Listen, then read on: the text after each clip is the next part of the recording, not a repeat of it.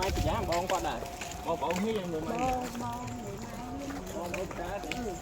lá làm gì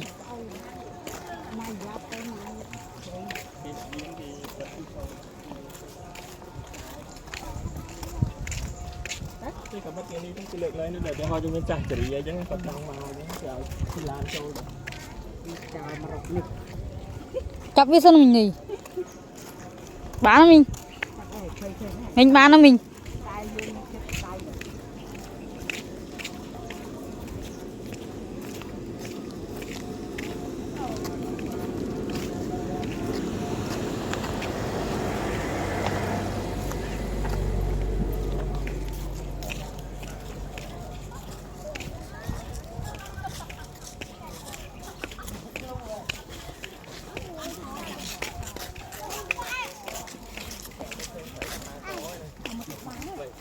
giá con thấy là qua to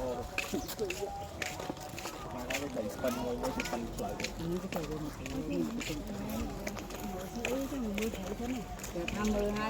ngon ngày hôm qua chậm tới cái nhận cho la cho bay nó không la nhưng mà nó sắp ở vậy anh theo tay về du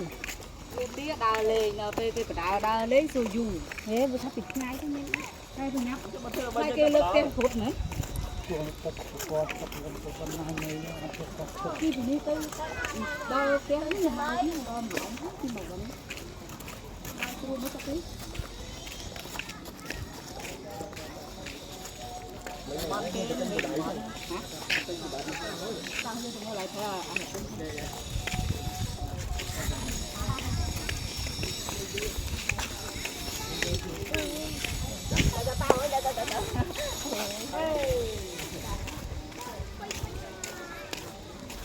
nghiêm trịch bớt đó nè